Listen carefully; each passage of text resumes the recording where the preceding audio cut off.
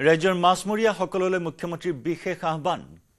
15 এপ্ৰিললৈ মাছ নধৰিবলৈ আহ্বান মুখ্যমন্ত্ৰীৰ মাছৰ প্ৰজননৰ সময়ৰ বাবে এই আহ্বান মুখ্যমন্ত্ৰী ডক্টৰ হিমন্ত বিশ্ব শৰ্মাৰ মাছ ধৰাত ঘন জাল ব্যৱহাৰ কৰিবলৈ আহ্বান মুখ্যমন্ত্ৰীৰ মীন আইন মতেও প্ৰজনন কালত নিষিদ্ধ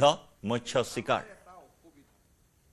যে মাছ উৎপাদনৰ ক্ষেত্ৰত অসম স্বাৱলম্বী হ'ব নোৱাৰে নেকি বিষয়টোৰ ওপৰত মই মীন বিভাগৰ বিষয়াসকলৰ লগত আলোচনা কৰিছিলোঁ তেখেতসকলে মোক এটাই কথা কয় যে আমি মাছৰ ক্ষেত্ৰত ইতিমধ্যে স্বাৱলম্বী হৈছোঁ কিন্তু আমাৰ এটা অসুবিধা যে মাছে কণী পৰা সময়ত ঘন জাল লৈ কিছুমান মীন পালকে নদী আৰু বিলৰ পৰা মাছ সংগ্ৰহ কৰে জীৱিকাৰ তাৰণাত উপায়ো নাই আৰু তাৰ ফলত আমি বহু নতুন মাছৰ উৎপাদনৰ পৰা আমি আঁতৰি আহোঁ মীন বিভাগে মোক অনুৰোধ কৰিছিলে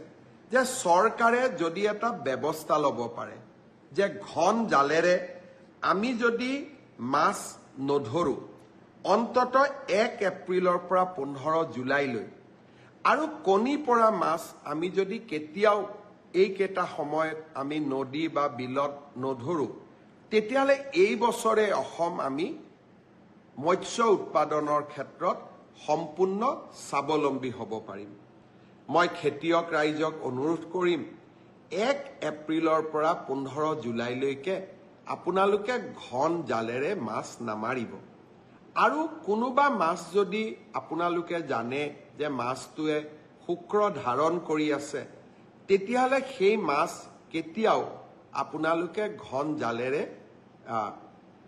উলিয়াই আনিবৰ বাবে চেষ্টা নকৰিব মই আশা কৰোঁ